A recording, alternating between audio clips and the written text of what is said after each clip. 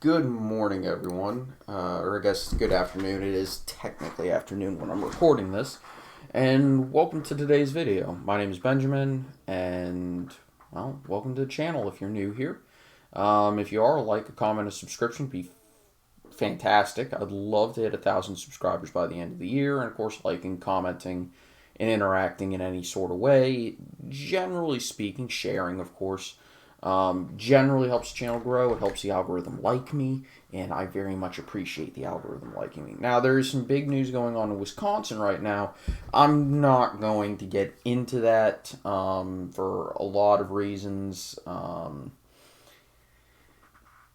and most of that has to do with it is basically you probably had your mind made up about the trial before the trial actually started. So that's my reasoning. I don't think the facts of the case are going to change anybody's mind unless you were just living under a rock or are, well, I don't know, actually caring about the facts of the case. But this is 2021. We're not allowed to do that. So, anyway, we're going to be talking about where Biden's reelection chances kind of are sitting right now. And I'm going to assume that his approval ratings maybe regress a little bit back towards the mean. So maybe where he's only slightly underwater. But right now where it stands, even polling this far out is generally not a good indicator. Approval rating is a decent indicator. But there's a few other factors that are involved right now, and if I was a Republican, I'd be plastering this on my campaign office. It's the economy, stupid. It really is that simple. And if things haven't improved for Biden, I'm just going to say this flat out. If things don't improve for Biden by November of 2024, they're not going to, and any just generic Republican who can fog a mirror is going to probably walk to making Biden a one-term president. So it's kind of where we stand. And honestly, Biden is kind of the last hurrah of the, quote, moderate Democrats. Though I'm not sure how moderate Biden is being in his governance. It seems like Pelosi and Schumer have a little bit more control of what's going on than Biden does in terms of dictating what he wants their government to do, what he wants the government to do. And he also doesn't seem to be nominating people whom I think the majority of people would call moderate. After all, for the office of comptroller, he's literally nominated a communist, an actual literal communist, as in educated in the Soviet Union, member of the Soviet Communist Party, wrote her doctoral thesis on the benefits of Marxism, and hasn't seemed to change, has in fact said that all private bank accounts should be moved under direct control of the Federal Reserve,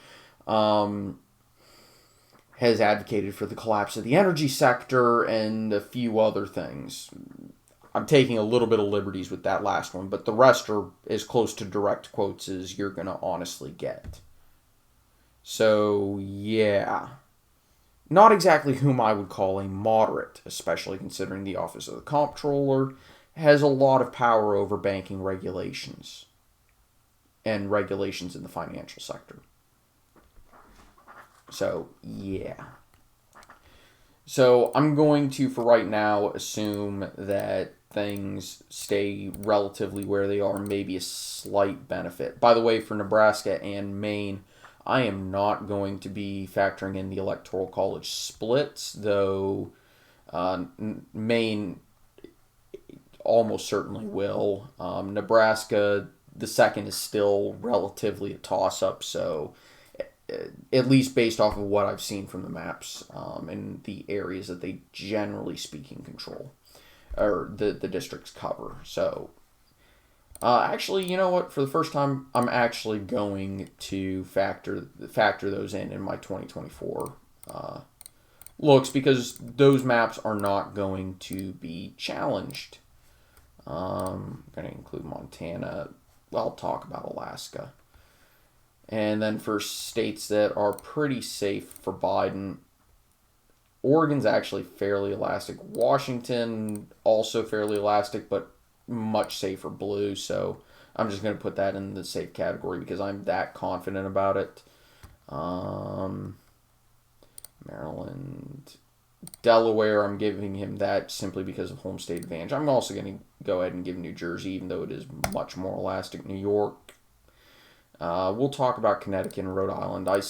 I can see those becoming fairly competitive because they are pretty elastic, and depending on the national environment, these races could be extremely close or even flip in a really good scenario for the Republicans.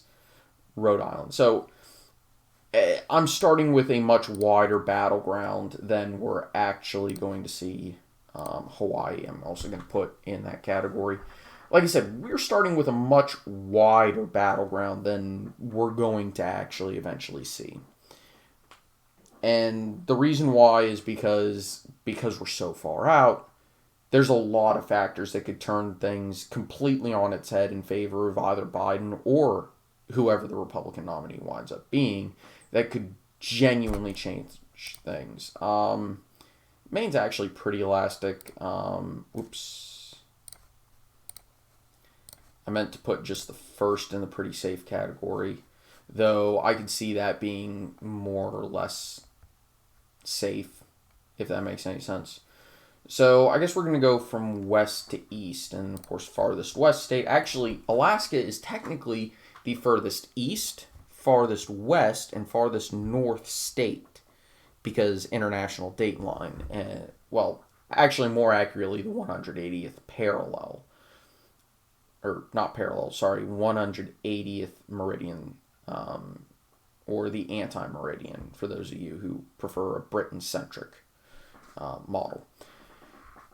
Because there are a few islands in the Aleutians that do actually cross 180 east, or I guess 180 west, depending on which way you want to count from Greenwich. So, yeah. As it stands, I think it's pretty safe to say that the Republicans are going to win it. But under normal circumstances, I'd actually probably put it as likely.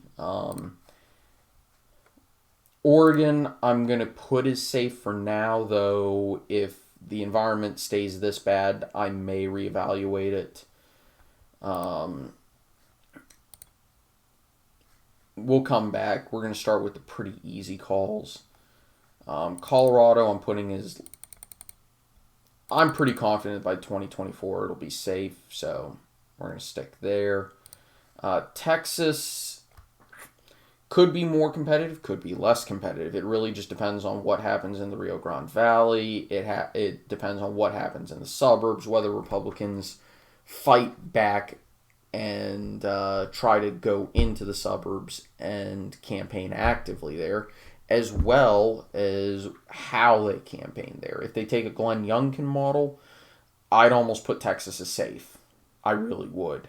If they follow the more Donald Trump model, Texas could be much more competitive. Okay? So, that's pretty much that. As for now, I'm putting it in the leans category. I could see it going both ways, depending on the circumstances. But for right now, I think it's a safer bet to take whoever the Republican is in that scenario. Minnesota, right now, the Minneapolis area is just too blue. I'm putting that in the likely category. Illinois, I want to see where trends go, but as of right now, I'm also putting that in the likely category. And remember, this isn't based off of where I think the margins will be. This is based off of how confident I am of the result. So a safe is, unless things get really, really, really weird, I don't see it being even competitive. I don't see it flipping, is basically what I'm saying. likely is there's one or two scenarios where I could see it flipping, but for the most part, I'm pretty confident in saying that it's not going to. And by the way, sometimes a state that I have is likely, I'm going to say flat out, is going to have a margin that looks competitive. I did that with Georgia all through 2020. I wound up actually being wrong about that. And we will talk about that. Iowa, it's borderline safe for the Republicans. It used to be very competitive. It isn't now. Ohio, I actually will put that in the safe GOP category. Pretty much the rural areas have turned into rural areas in most other parts of the country. Rural areas in, say, Vermont, sometimes New Hampshire, Massachusetts, even New York, and even the rural areas that exist in some places in other parts of the country are different. But for the most part, rural areas tend to be more Republican leaning, significantly more Republican leaning. And Ohio still have a little bit to go to get in line with what we're seeing in places like Wyoming and North Dakota, South Dakota, Kansas, Nebraska, Montana, and Idaho, stuff like that. And there's a lot of people in those rural areas of Ohio, so yeah. Moving on, I'm going to put New Jersey as safe for now, and same thing with these states. Even though I could see them being competitive, I want to see a little bit more polling, and I want to wait until closer to 2024 in order to actually look at that, if that makes sense. Virginia, I'm actually putting this as likely. I don't think Virginia is nearly as Democratic leaning as I think people thought. Yes, is it very heavily Democratic? Yes. But we've seen that if a Republican can even compete in Loudoun, Prince William County, as well as the Richmond suburbs, and really drive turnout in the rural counties, it's definitely a competitive state. It's still a purple state that leans towards the Democrats. And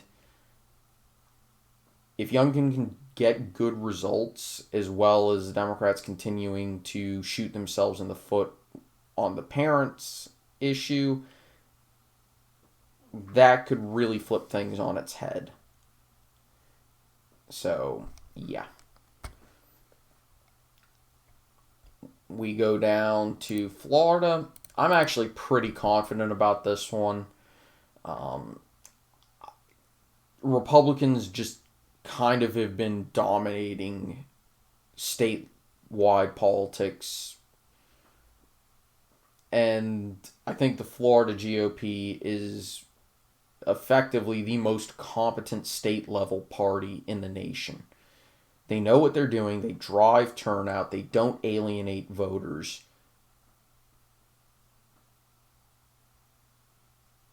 And Florida is a place that people want to be.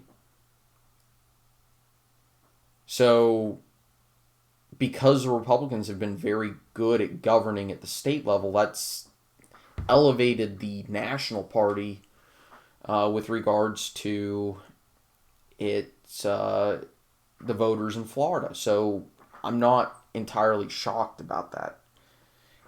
If your party does well at governing the state level, it endears the national party to you. Obviously, Florida benefits from having a trifecta and has had a trifecta for some time. So you're not going to see, say, Massachusetts and Vermont all of a sudden start becoming more Republican simply because they continue to elect Republican governors. That's not quite how that works. You need the trifecta and you need effective governance from that trifecta. Of course, you could also have the opposite effect where you just continuously shoot yourself in the foot, make bad decisions, and you flip the state the complete other direction. And I think that's kind of what happened to the California GOP as well as maybe the New York Republican Party, and I'd even argue Illinois, Oregon, stuff like that. And potentially even the Virginia GOP could have been put in that category, but they finally found a campaign message that worked. And we'll see how that plays out over the next few years. Now we start moving on to more competitive states. I'm putting New Mexico in the likely category. It swung towards Trump relative to the national environment. I think just in general, it actually swung towards Trump in 2020. And I think part of that has to do with the fact that Republicans seem to be doing better among Hispanic and Latino voters, which is a very quickly growing demographic in the United States, a very very quick growing voting bloc as well. And if those trends continue, it's going to have a very big effect. But within that demographic, there is still a large urban-rural divide. And we need to pay attention to that going forward. Now we move on to Nevada. This is a very inelastic state. But again, there's signs that it could change. And it's very competitive, and turnout is what matters. And I think the Nevada GOP realizes that. And they could be on for some good results in the midterms. We'll see if that transfers over to the presidential election. But for right now, I'm only going to lean it towards the Democrats. Arizona. The Republican Party there has been self-immolating. And if they don't immediately turn things around and get some good results, well, I could see things going very bad for them, even at the national level. Biden, of course, only just barely won Arizona. And I think given how unpopular he is, I really could see this as a flip. But for right now, I'm going to tilt it towards him, towards a generic Republican, because I think a generic Republican is just a little bit better than Trump. Moving on to Georgia, we'll see if the Republican Party there has gotten the message that they need to model themselves after a Florida Republican Party rather than go crazy. I'm not entirely positive they have, but we'll see. Obviously, the Atlanta Metro is growing, it's diversifying, it's becoming a lot more Democratic leaning, and the Republican Party is going to need to do some damage control in the suburbs there in order to regain control of the state. And if they model their campaigning in the suburbs after the Youngkin campaign, I absolutely could see that happening. So we'll see if that happens. Again, this is another state Joe Biden only just barely won in 2020. And in 2024, if things only marginally improve for him, I still see him losing it. So for right now, I'm putting it in the tilt category. North Carolina is kind of a known quantity, and I'm reasonably confident about that, so I'm actually going to put that in the leans category. Like I said, it's a known quantity. Republicans just do a very good job of turning out their voters. And even though it's a growing state, it's growing across the board, not just in the metro areas. And those rural areas are going to give votes to Republicans as well. And I think the Republicans are going to take the right lessons from previous elections there. Again, it's another case of the Republican Party there actually knows what it's doing. Nebraska's second. It's gotten a touch redder, but I don't know if that's enough to change the fact that it's still pretty much the big metro area in the state, the Omaha metro area, and it's definitely a very competitive region. And we'll see whether or not there's backlash. For right now, I will tilt it towards Joe Biden. New Hampshire, very flippable for the Republican Party, but also a very competitive state nonetheless. I will tilt that towards Joe Biden. As for Maine second, that's pretty likely for a Republican. It just matters the margins, it matters the turnout as to what's going to happen statewide, but I will lean the state at large to Biden. Now we move on to the Rust Belt in the Midwest. Michigan is the least competitive of these. I'm going to lean it towards the president simply because Detroit is a lot bigger than, say, a Milwaukee or the big cities in Ohio. And there's just not as many people in the rural areas, and you do have a few other big seas of blue within Michigan, right? Marquette, Flint, and Saginaw is its own interesting case. Grand Rapids is also becoming less of a Republican stronghold. Moving on to Wisconsin, and this is a state that is becoming more and more Republican. The driftless area is becoming less drifty and just more Republican. And you're pretty much going to wind up with Milwaukee and Madison being the Democratic areas and everything else just being red. And I don't think that bodes well for the Democrats, really. So I would tilt that to the GOP. I really would. And Pennsylvania is a very interesting state. Competitive, generally speaking. And very balanced in terms of its electorate. It's just a case of who's going to turn out their base more and who's going to be able to convince suburban voters to vote for them. Again, the GOP has a model for that now, and we'll see if they implement it in Pennsylvania. Potentially they can, and they'll be successful at it, as evidenced by they flipped a few state Supreme Court seats, and those are statewide elections. Republicans can absolutely win statewide in Pennsylvania. It's less blue than Virginia is. It's just the Democratic Party there is actually competent most of the time. For right now, I'll tilt it towards Joe Biden, but I can see it flipping. Any states in the lighter, the two of the non-safe colors, so that's the tilt and lean margins, absolutely could flip. By the way, DC is safe Democratic, by the way. I could see anything in the lean and tilt margins flipping. I really could. And that goes for both parties.